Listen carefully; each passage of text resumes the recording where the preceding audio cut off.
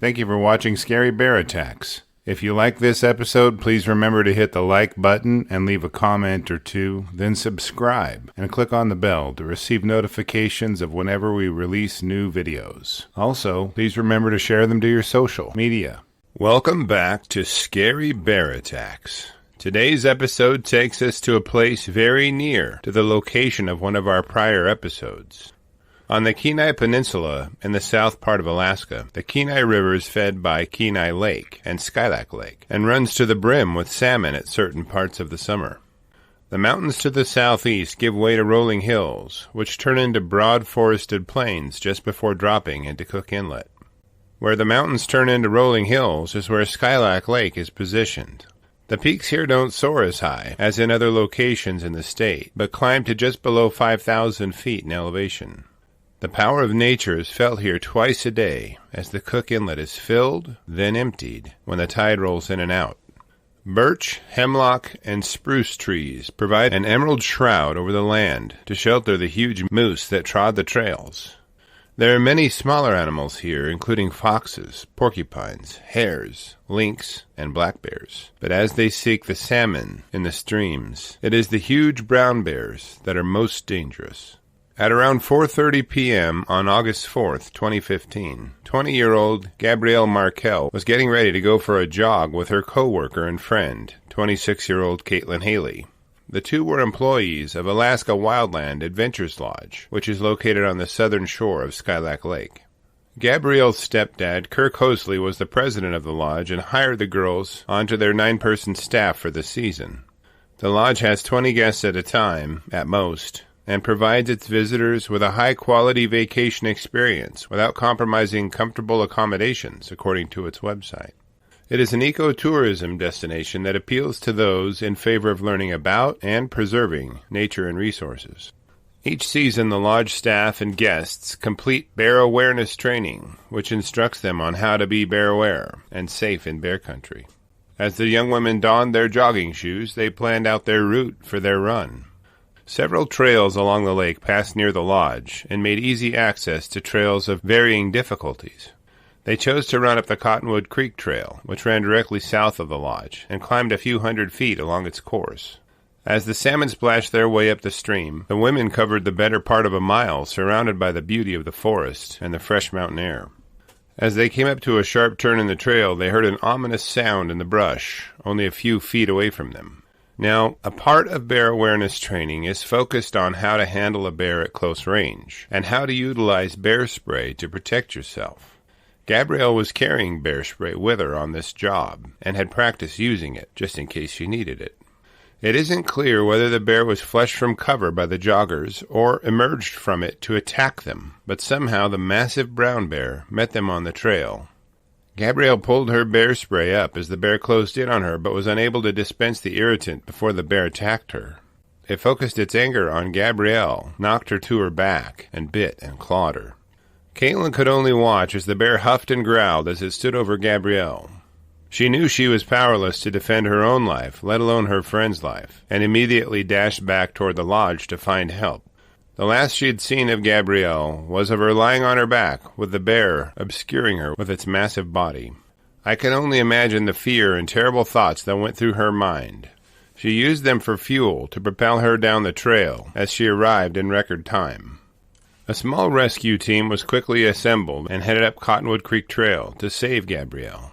They wouldn't have to search too hard for her, because a few hundred yards from where Caitlin had left her, Gabrielle was now slowly walking toward them. Gabrielle was bloody and beaten up, but was able to communicate. The group looked around to see if the bear was following her, but couldn't find it. The rescuers assisted Gabrielle back to the lodge and started working on cleaning her wounds and stopping the bleeding. There were several bite wounds on Gabrielle's head, back, and arm, along with several deep scratches from the bear's claws, but nothing immediately life-threatening.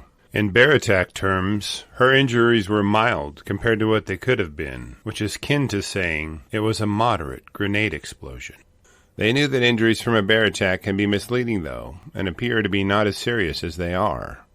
While at the lodge, the staff reached out to 911 to request help to the lodge for Gabrielle.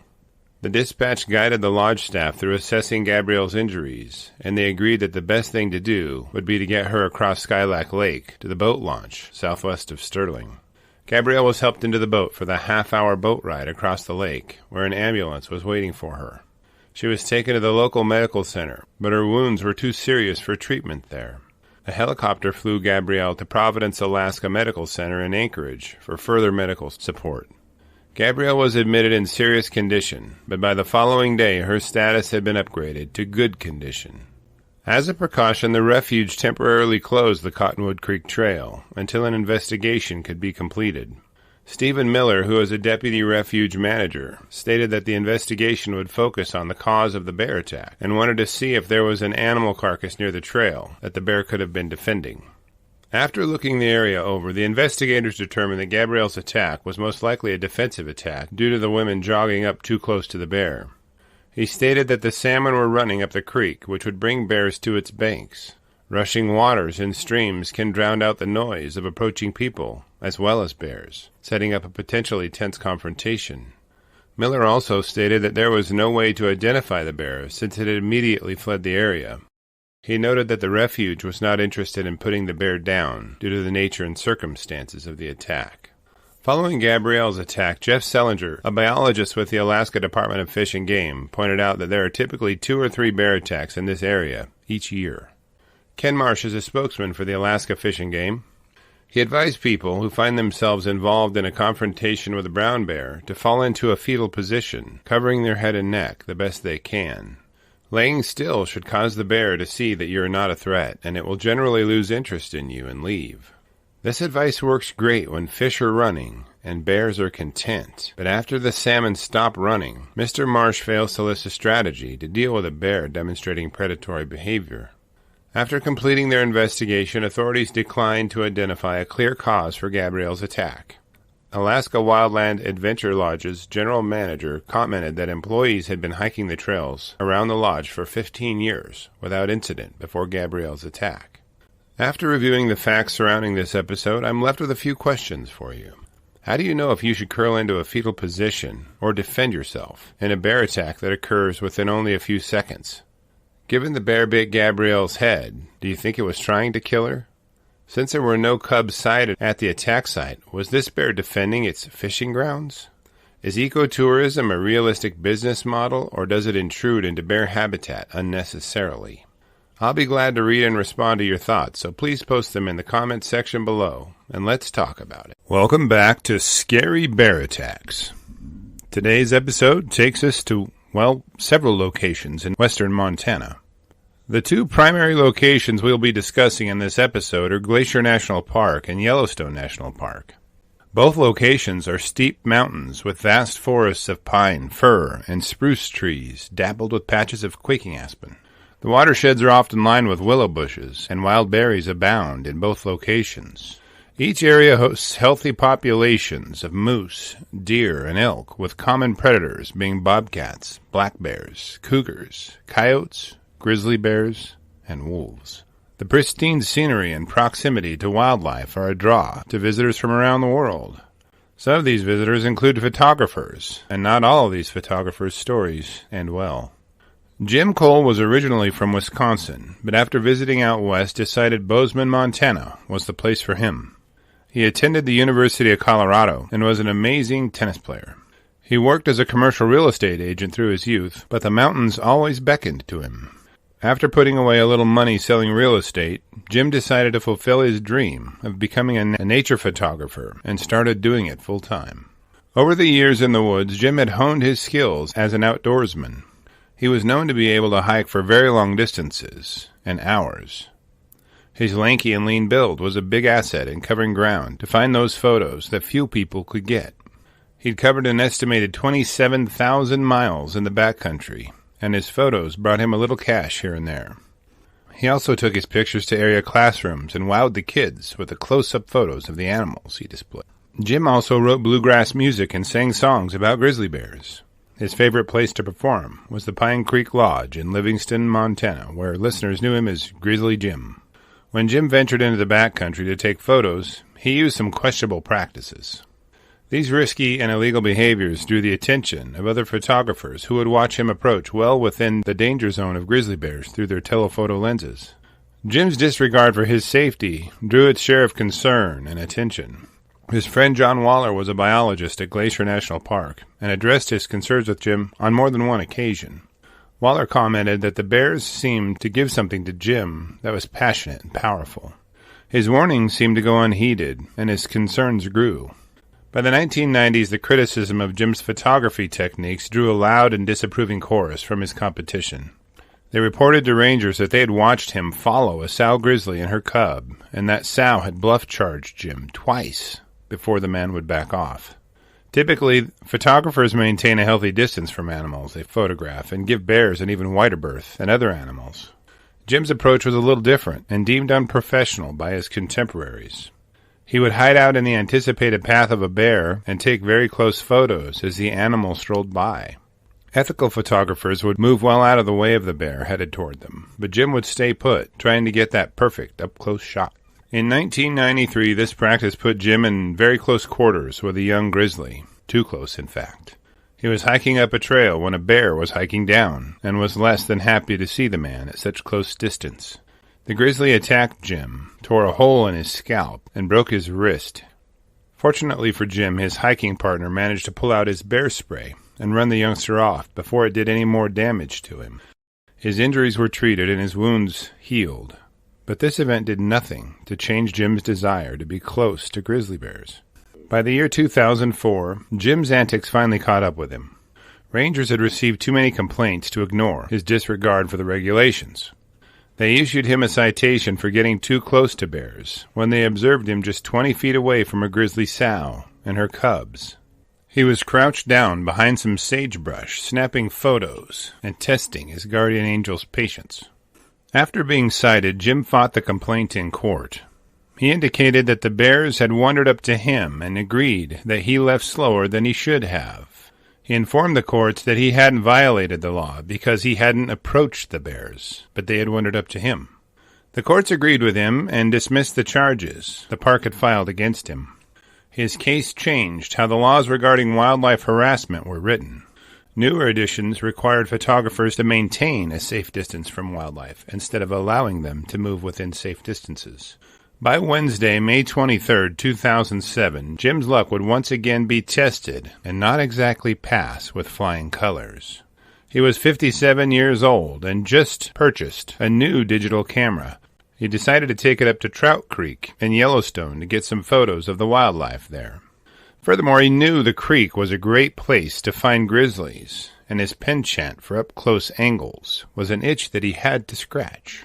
Jim carried his equipment bag full of camera gear and bear spray on his adventure up Trout Creek, and wandered a few miles into the backcountry by himself. The grass in the meadows was tall for this time of year, and Jim pushed his way through it as he was hiking toward a vantage point on an adjacent hill. Now, sometimes in life, it is what you don't know that teaches you the most valuable lessons. And Jim didn't know that a sow and her cub were bedded down in that tall grass. Jim was fascinated by getting close to bears for his photos, but this time he got much too close. He walked right up to the sow, and she ambushed him from only a few yards, rendering his bear spray nothing more than a piece of evidence at the attack scene. According to Cole, the sow pounced on him so quickly that he had very little time to react. She dashed toward him and tackled him like a linebacker on a running back. She drove his back into the ground, which disoriented him. With one quick swipe from each of her paws, she crushed his facial bones and tattered his cheeks, scalp, and nose. Then she disappeared. Though the attack lasted a few seconds at most, it left Jim in pitiful shape. As he sat up, he had to lift his eyebrow up from obstructing his vision so that he could see the sun to orient himself. He had been in this situation before, or at least a similar one, and knew he had to get back to medical help quickly. He started his 3-mile return hike on shaky legs and bleeding profusely. As he staggered for the first few miles, Jim picked up a few interested followers. 2 coyotes followed him, waiting for a chance to pounce on him should he fall and fail to rise. Jim did not doubt that the smell of his blood was permeating the forest around him, and coyotes were not the only predators with noses sensitive enough to smell it. Judy and John Taylor were visiting the Hayden Valley when a whim drew them to pull over at Trout Creek, where it crossed the road through a culvert. The couple pulled out some binoculars and began glassing the meadows in search of grazing grizzlies when they saw an odd sight in the distance. About a half-mile away they could see a man in some kind of strange mask, wearing a pack on his hip, meandering kind of toward them, but not. They kept an eye on the man as he would appear at the top of one rise, only to disappear at the bottom of a swale. Each time the man appeared, he seemed to be walking in a different location, but generally heading toward them. John and Judy discussed this odd sight and agreed that this person must be drunk, or perhaps have some kind of disability. They kept watching him for another half an hour before concluding that this man was in trouble. By this point in his journey, Jim could hear the traffic on the road. He knew he was extremely exhausted, but was driven on by the thought of rescue. By the time Jim had stumbled to within 50 yards of the road, he sat down on the bank of the creek. John pulled up his binoculars and could see that Jim's head was not covered in a mask, but in blood. John immediately knew that Jim must have been mauled by a bear, and jogged towards him. As John approached him, Jim told him that he'd been mauled by a bear, to which John replied, "I could see that." The contorted form before him looked more like a prop from a horror movie set than a human. Jim was missing his nose, eye, cheek, and ear. Jim recalled having a sense of peace and relaxation flow over him at the sound of John's voice. By 1 p.m., 4.5 hours later.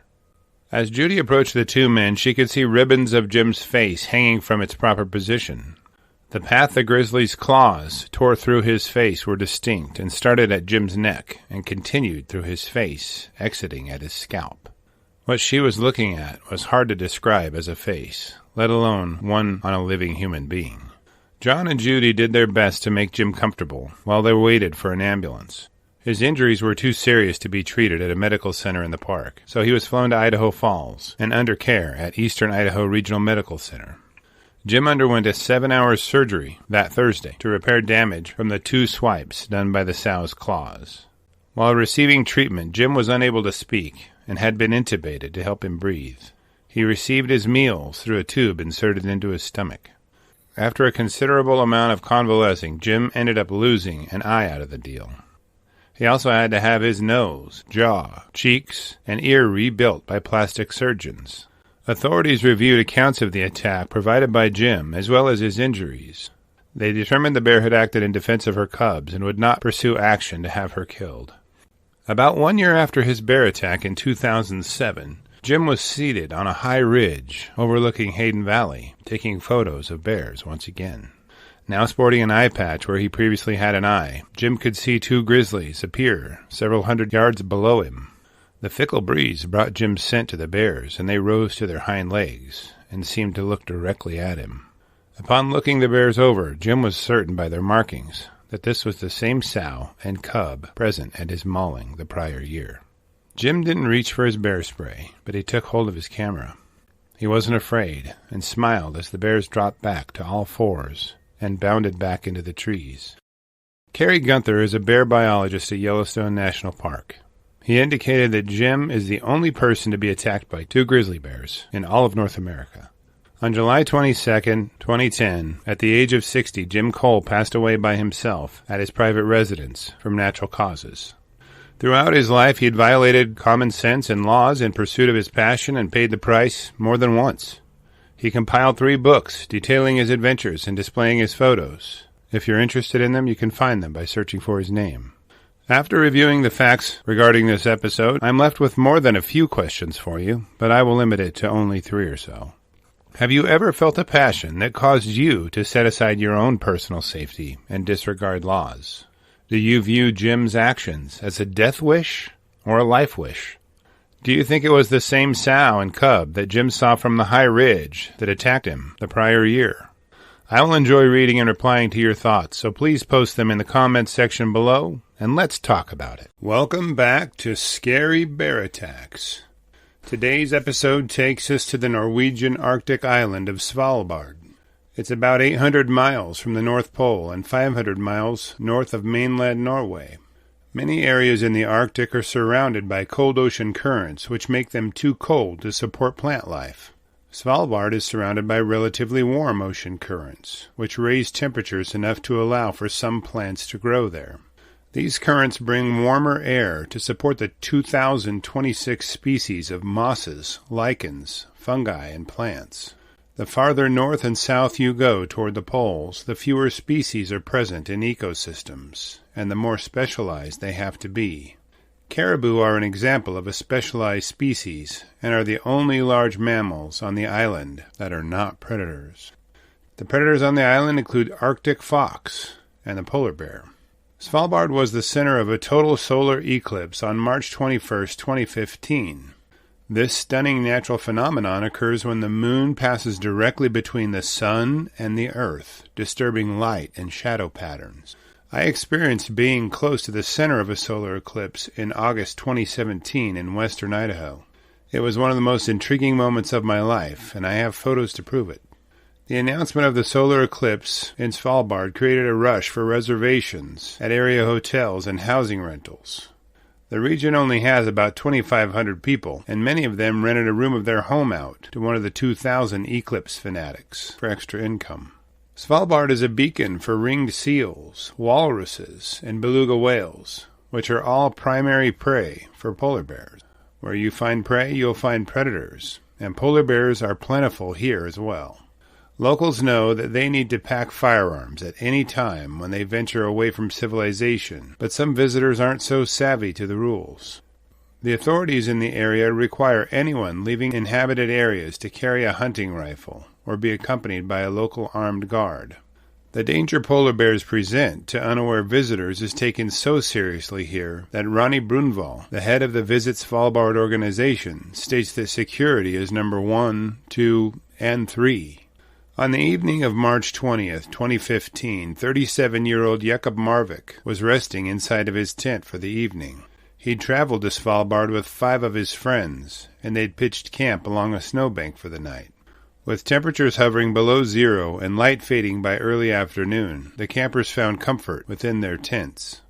Each tent in the expedition had a high-powered rifle leaning outside of it for easy defense against polar bears. The group also erected a security fence around their campsite, which would alert them to any approaching bears, and then they snuggled into their warm sleeping bags. The expedition also established a bear watch, and Mrs. Hakova was on duty this evening. She'd set up outside initially and eventually got weary, moving her bear watch inside to the comfort of her tent. She knew she could rely on the bear fence to alert her of anything serious, so she reclined with confidence. Jakob was an avid outdoorsman and loved to ski, snowboard, and snowmobile. He and his friends were from Prague, Czechoslovakia, and had made their arduous trip to the town of Longyearbyen with excitement. The expedition he was with had purchased a group package that permitted them to do these activities in the lead-up to and after the solar eclipse. It was supposed to be like a vacation for them, albeit a cold one. Unbeknownst to the expedition, the fence they'd erected had been placed too high. A hungry polar bear had been wandering the area, following its nose to its next meal when it stalked up on the camp in the night. It easily slipped right under the fence without tripping the alarm, exposing the sleeping campers to whatever the bear chose to do to them. As the polar bear noiselessly padded through the camp, the scent of sleeping people undoubtedly filled its nostrils. An overload of olfactory information was bombarding the bear's nose as it sniffed each tent in turn. For some unknown reason, the polar bear found Jakob's tent most appealing. The fabric of the tent was designed to resist the rigors of wind and snow, but not the claws and teeth of polar bears. Its claws ripped through the tent with very little resistance, and it was quickly inside, atop Jakob. Jostled awake by the polar bear's claws, Jakob opened his eyes to see the gaping maw of a polar bear less than 3 inches from his face. He yelled, "Bear! Bear!" as he scrambled to keep the bear's jaws from clamping down on his face. Using his hands, he repeatedly redirected the bear's jaws from his head. The bear used its paws to grab the man and drag him from the tent. Its claws tore long red streaks along his skin. In the tent next to Jakob's, Mrs. Hakova had let her eyes close and drifted off to sleep during her bear watch. Her slumber was abruptly halted by Jakob's cries about the bear. She scrambled from her tent, clutching the revolver that she had packed with her. Upon emerging, she could see a huge polar bear striking Jakob with his paws, only feet from her. She raised her pistol and fired the revolver at near point-blank range, striking the polar bear with more than 2 of the rounds. The camp seemed to erupt in people yelling and screaming while they converged on the bear. It had felt the impact of the revolver rounds and turned in pain and confusion. The bear dashed off to avoid any further confrontation with the people and stared back at them from only a few hundred yards outside of camp. The campers reached out to local authorities, who soon arrived by helicopter to investigate the polar bear attack on Jacob. They were armed and began following the bear's blood trail across the snow. The bear was located and shot by them only 200 meters from the camp. They took the bear's carcass back to the lab to analyze it. They were interested in knowing the causes of the predatory attack. I found no source indicating the findings of this analysis. Even though no other campers were injured during this attack, the organizer of the expedition was fined $1,200 by local authorities. It was the first time the fine was evoked for a polar bear attack. It was issued because the organizers neglected to perform basic safety precautions to protect campers and bears. Following his attack, Jacob expressed eagerness to return to Svalbard and the beauty of the Arctic. His enjoyment of the area was not diminished due to the polar bear's predatory attack. However, he did express disappointment that the bear attack forced him to seek medical attention. Consequently, he missed the eclipse. Approximately 3,000 polar bears are living around Svalbard, and only 2,500 human inhabitants. Yearly, an average of 3 polar bears are killed by residents defending their life or property. There have been a total of 5 fatal polar bear attacks on Svalbard in the last 40 years. In an episode on our channel, Horatio Chappell's fatal polar bear attack was discussed, and I've linked to it in the comment section below if you're interested in watching it. After reviewing the facts surrounding this episode, I'm left with a few questions for you. Why do you think the campers didn't test the bear fence before they went to bed? Do you think bear spray would have prevented this attack? Would you have the discipline to shoot a polar bear in such proximity like Miss Hakova? If I'm ever put in that position, I sure hope I'm that brave. I'll be glad to read and respond to your thoughts, so please post them in the comments section below, and let's talk about it. Thank you for watching Scary Bear Attacks. If you've enjoyed this episode, please consider clicking on the like button and clicking on the bell icon. We'll help you know when we post our new episodes. Posting our video links to your social media profiles furthers awareness, and it's fun. We slashed our prices in our merch store, linked below, so check out the bargains there while you shop. As a member of our human community, remember to adventure bravely and be careful out there, especially in bear country.